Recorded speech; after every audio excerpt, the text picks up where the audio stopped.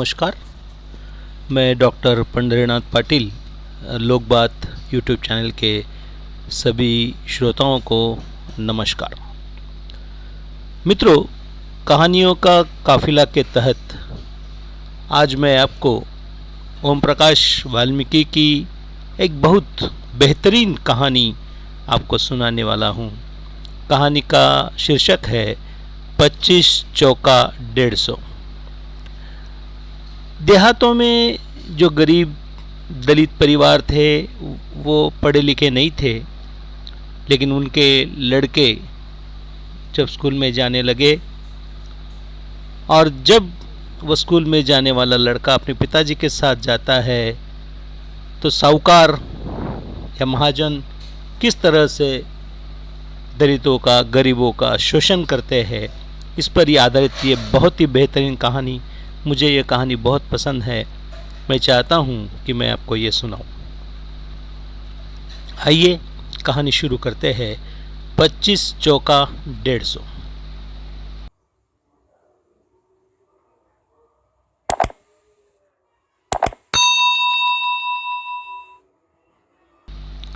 पहली तनख्वाह के रूप में रुपए हाथ में थामे सुदीप अभावों के गहरे अंधकार में रोशनी की उम्मीद से भर गया था।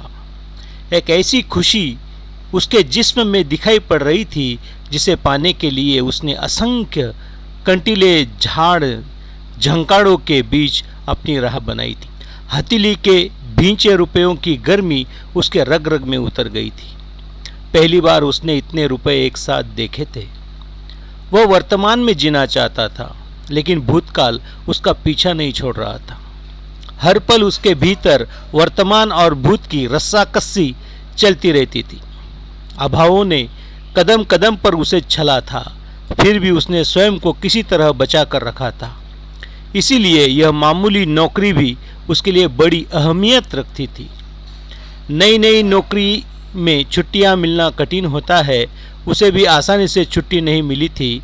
उसने रविवार की छुट्टियों में अतिरिक्त काम किया था, जिसके बदले उसे 2 दिन का अवकाश मिल गया था। वह पहली तनख्वाह मिलने की खुशी अपने माँ बाप के साथ बांटना चाहता था। स्कूल की पढ़ाई और नौकरी के बीच समय और हालात की गहरी खाई को वह पाट नहीं सकता था। फिर भी खाई के बीच जो कुछ भी था उसे सांत्वना देकर उसकी पीड़ा को तो वह कम कर ही सकता था। सुख दुख के चंद लम्हे आपस में बांटकर पीड़ा कम हो जाती है।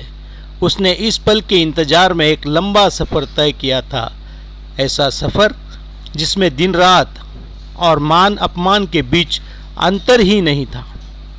शहर से गांव तक पहुंचने में 2-2.5 घंटे से ज्यादा का समय लग जाता था। इसीलिए वह सुबह ही निकल पड़ा। बस अड्डे पर आते ही उसे बस मिल गई थी। बस में काफी भीड़ थी। बड़ी मुश्किल से उसे बैठने की जगह मिल पाई। कंडक्टर किसी यात्री पर बिगड़ रहा था। इस सामान को उठाओ, छत पर रखो, आने जाने का रास्ता बंद ही कर दिया है। किसका है यह सामान? कंडक्टर ने ऊंचे और कर्कश स्वर में पूछा। एक दुबला पतला सा ग्रामीण धीमे स्वर में बोला, जी मेरा है। कंडक्टर ने ग्रामीण के वजूद को तोलते हुए आवाज सख्त करके लगभग दहाड़ते हुए कहा, तेरा है तो इसे अपने पास रख, यहां रास्ते में अड़ा दिया, उठा इसे। ग्रामीण ने गिड़गिड़ाकर अजीब सी आवाज में कहा, साहब नजदीक ही उतरना है। सुदीप जब भी किसी को गिड़गिड़ाते देखता है तो उसे अपने पिताजी की छवि याद आने लगती है। ऐसे में उसका पोर पोर चटकने लगता है, जैसे कोई धीरे धीरे उसके जिस्म पर आरी चला रहा हो। उसने कंडक्टर की ओर देखा। कंडक्टर का तोंदियल शरीर कपड़े फाड़कर बाहर आने को छटपटा रहा था। बनेले सुअर की तरह उसके चेहरे पर पान से रंगे दांत उसकी भव्यता में इजाफा कर रहे थे। सुदीप को लगा जंगली सुअर बस की भीड़ में घुस आया है। उसने सहम कर सहयात्री की ओर देखा, जो निरपेक्ष भाव से अपने ख्यालों में गुम था। सुदीप ने ग्रामीण पर नजर डाली, जो अभी तक दयनीयता से उबर नहीं पाया था। उसके भीतर पिताजी की छवि आकर लेने लगी। छवि आकार लेने लगी। वह दिन स्मृति में दस्तक देने लगा जब पिताजी उसे लेकर स्कूल में दाखिल कराने ले गए थे। उनकी बस्ती के बच्चे स्कूल नहीं जाते थे। पता नहीं पिताजी के मन में यह विचार कैसे आया कि उसे स्कूल में भर्ती कराया जाए, जबकि पूरी बस्ती में पढ़ाई लिखाई की ओर किसी का ध्यान नहीं था। पिताजी लंबे लंबे डग भरकर चल रहे थे। उसे उनके साथ चलने में दौड़ना पड़ता था। उसने मैली सी एक बदरंग कमीज और पट्टेदार निकरनुमा कच्छा पहन रखा था, जिसे थोड़ी थोड़ी देर बाद ऊपर खींचना पड़ता था। स्कूल के बरामदे में पहुंचकर पिताजी पल भर के लिए ठिठके, फिर धीरे धीरे चलकर इस कमरे से उस कमरे में झांकने लगे। हर एक कमरे में अंधेरा था जिसमें बच्चे पढ़ रहे थे। मास्टर कुर्सियों पर उकड़ू बैठे बीड़ी पी रहे थे या ऊँघ रहे थे। पिताजी फूल सिंह मास्टर को ढूंढ रहे थे। 2-3 कमरों में झांकने के बाद एक छोटे से कमरे की ओर मुड़े। उस कमरे में अन्य कमरों से ज्यादा अंधेरा था। फूल सिंह मास्टर अकेले बैठे बीड़ी पी रहे थे। उन्हें दरवाजे पर देखकर फूल सिंह मास्टर खुद ही बाहर आ गए थे।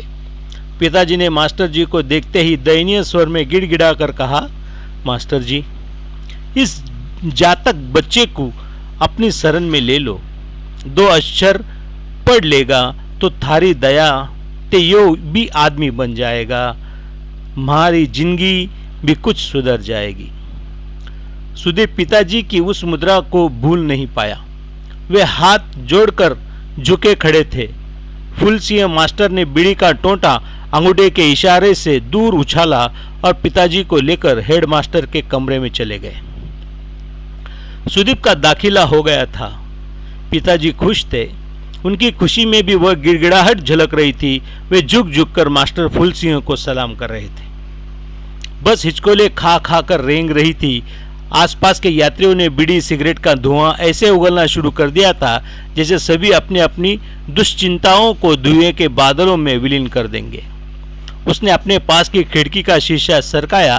ताजा हवा की हल्की हल्की सरसराहट भीतर घुस आई। उसकी स्मृति में स्कूल के दिन एक के बाद एक लौट कर आने लगे।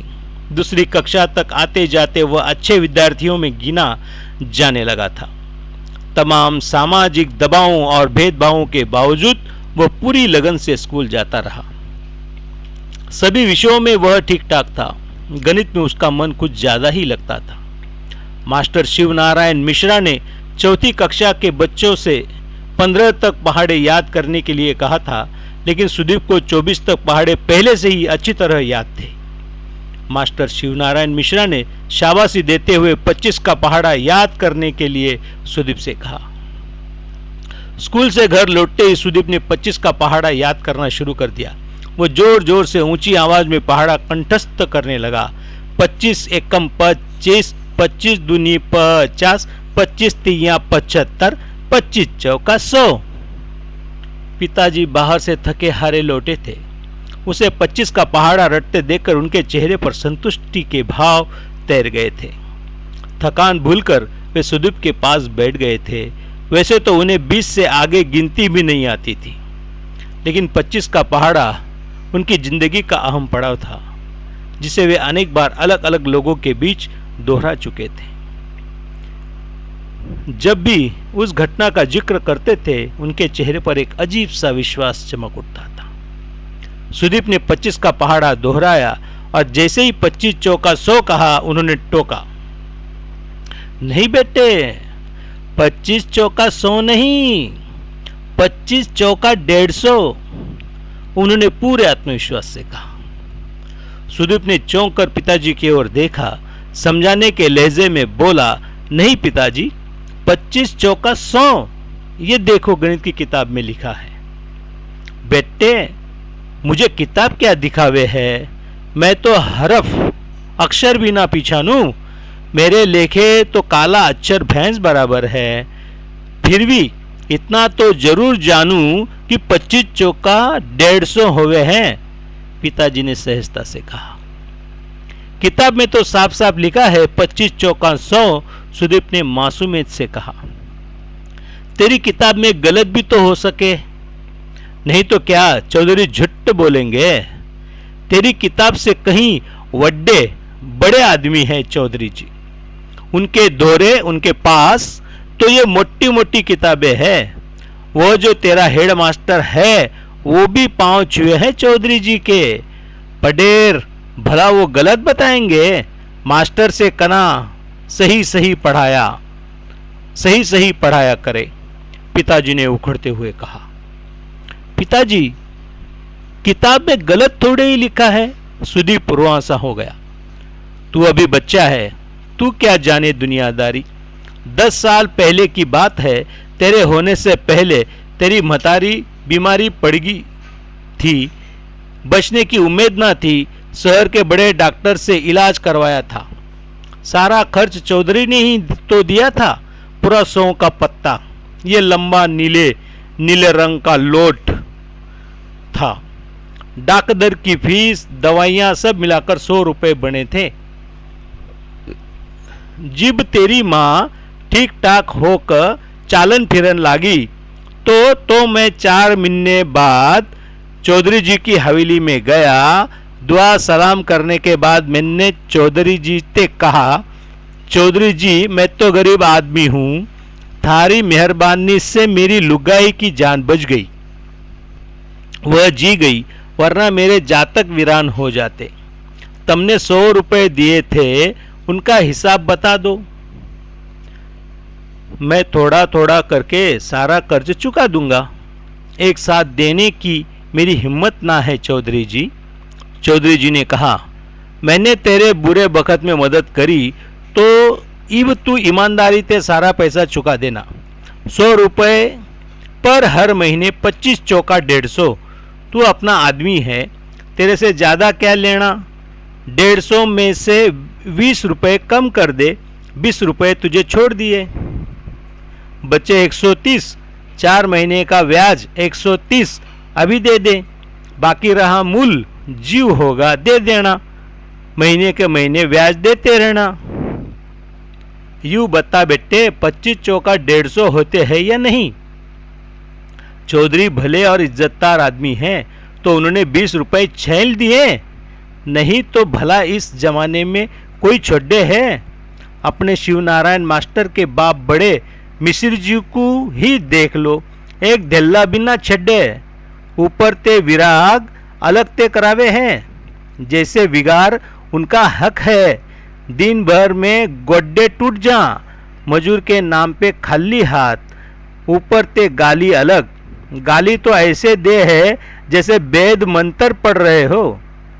सुधीर ने 50 का पहाड़ा दोहराया। 25 एकम 25, 25 दूनी 50, 25 तिया 75, 25 चौका 150।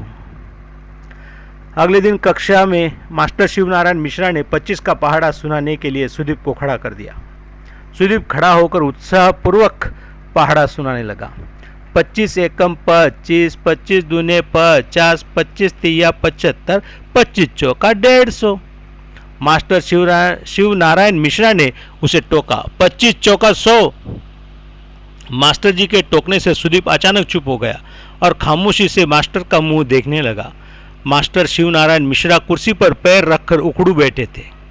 बीड़ी का सुट्टा मारते हुए बोले, अबे चूड़े के, आगे बोलता क्यों नहीं, भूल गया क्या?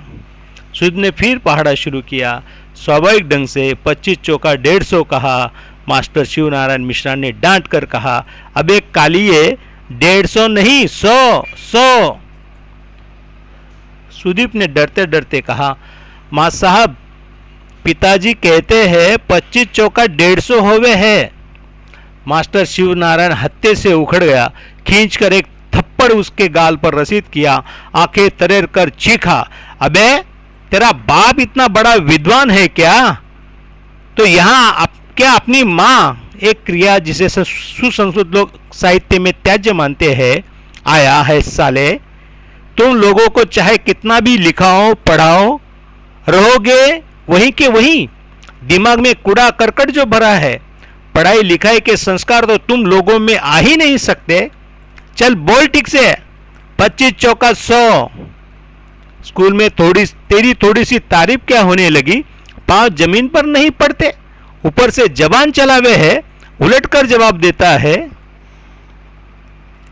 सुदीप ने सुबकते हुए 25 चौका 100 कहा और एक सांस में पूरा पहाड़ा सुना दिया। उस दिन की घटना ने उसके दिमाग में उलझन पैदा कर दी। यदि मास्टर साहब सही कहते हैं तो पिताजी गलत क्यों बता रहे हैं? यदि पिताजी सही है तो मास्टर साहब क्यों गलत बता रहे हैं? पिताजी कहते हैं चौधरी बड़े आदमी हैं, झूठ नहीं बोलते। उसके हृदय में बवंडर उठने लगे।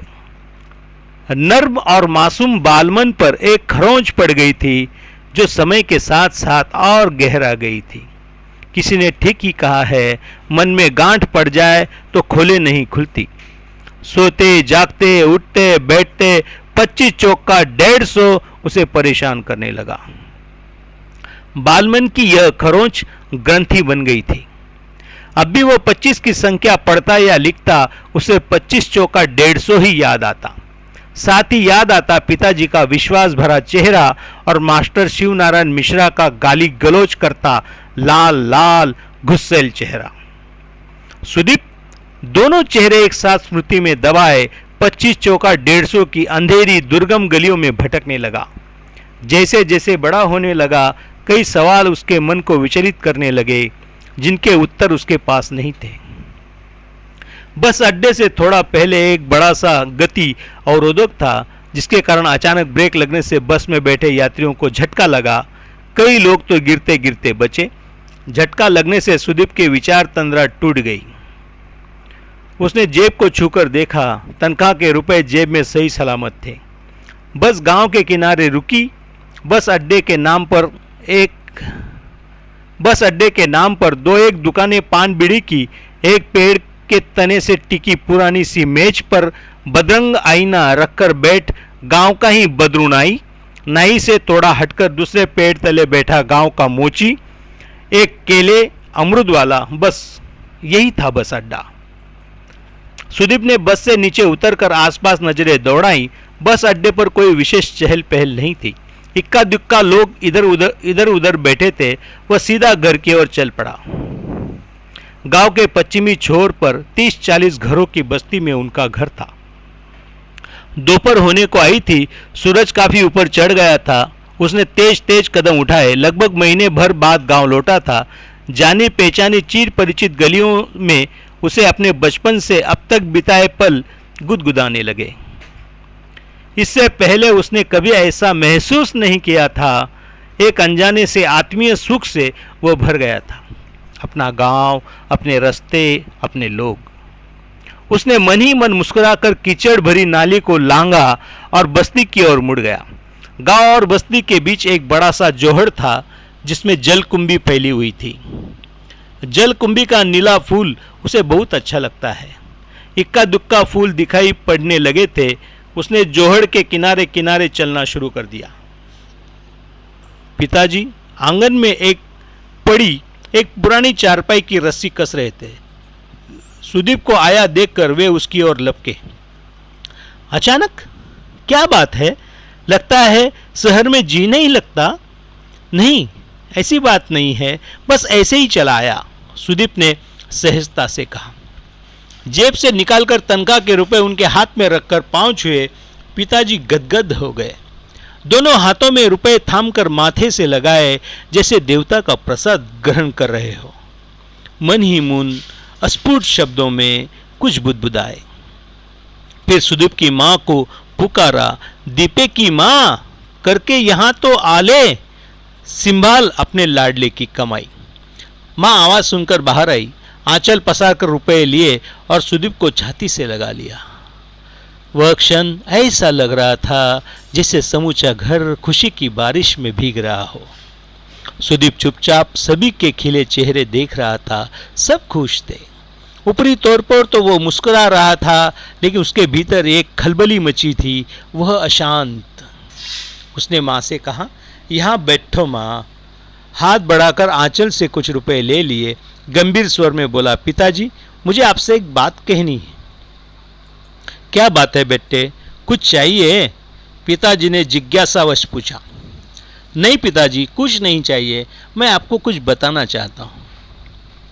पिताजी गुमसुम होकर उसकी ओर देखने लगे। कुछ देर पहले की खुशी पर धुंध पड़ने लगी थी, तरह तरह की आशंकाएं उन्हें झकझोरने लगी थी। वे अचानक बेचैनी महसूस करने लगे थे। सुदीप ने 25-25 रुपए की 4 ढेरियां लगाई। पिताजी से कहा, अब आप इन्हें गिनिए। पिताजी चुपचाप सुदीप की ओर देख रहे थे। उनकी समझ में कुछ नहीं आ रहा था। असहाय होकर बोले, बेटे, मुझे तो 20 के आगे गिनना भी नहीं आता, तू ही गिन के बता दे। सुदीप ने धीमे स्वर में कहा, पिताजी ये 4 जगह 25-25 रुपए है, अब इन्हें मिलाकर गिनते हैं। 4 जगह का मतलब है 25 चौका। कुछ क्षण रुककर सुदीप ने पिताजी की ओर देखा, फिर बोला, अब देखते हैं 25 चौका 100 होते हैं या 150। पिताजी अवाक होकर सुदीप का चेहरा देखने लगे। उनकी आंखों के आगे चौधरी का चेहरा घूम गया। 30-35 साल पुरानी घटना साकार हो उठी। यह घटना जिसे वे अब तक न जाने कितनी बार दोहराकर लोगों को सुना चुके थे, आज उसी घटना को नए रूप में लेकर बैठ गया था सुदीप। सुदीप रुपए गिन रहा था। बोल बोलकर 100 पर जाकर रुक गया। बोला, देखो 25 चौका 100 हुए, 150 नहीं। पिताजी ने उसके हाथ से रुपए ऐसे छीने जैसे सुदीप उन्हें मूर्ख बना रहा है। वे रुपए गिनने का प्रयास करने लगे, लेकिन 20 पर जाकर अटक गए। सुदीप ने उनकी मदद की। 100 होने पर पिताजी की ओर देखा। उन्हें विश्वास ही नहीं हो रहा था। उन्हें फिर 1 से गिनना शुरू कर दिया। 20 पर अटक गए। उलट पलट कर रुपयों को देख रहे थे, जिसे कुछ उनमें कम है। सुदीप ने फिर गिनकर दिखाए। पिताजी को यकीन ही नहीं आ रहा था। सुदीप ने हर बार उनकी शंका का समाधान किया, हर प्रकार से। आखिर पिताजी को विश्वास हो गया, सुदीप ठीक कह रहा है, 25 चौका 100 ही होते हैं। झूठ सच सामने था। पिताजी के हृदय में जैसे अति जलने लगा था। उनका विश्वास, जिसे पिछले 30-35 सालों से वे अपने सीने में लगाए चौधरी के गुणगान करते नहीं अघाते थे, आज अचानक कांच की तरह चटक कर उनके रोम रोम में समा गया। उनकी आंखों में एक अजीब सी वितृष्णा पनप रही थी, जिसे पराजय नहीं कहा जा सकता, बल्कि विश्वास में चले जाने की गहन पीड़ा ही कहा जाएगा। उन्होंने अपनी मैली चिकट धोती के कोने से आंख की कोर में जमा कीचड़ पोंछा और एक लंबी सांस ली। रुपए सुदीप ने लौटा दिए। उनके चेहरे पर पीड़ा का खंडहर उग गया था, जिसकी दीवारों से ईंट, पत्थर और सीमेंट भुरभुरा कर गिरने लगे। उनके अंतस में एक टीस उठी, जैसे कह रहे हो, कीड़े पड़ेंगे चौधरी, कोई पानी देने वाला नहीं बचेगा। नमस्कार।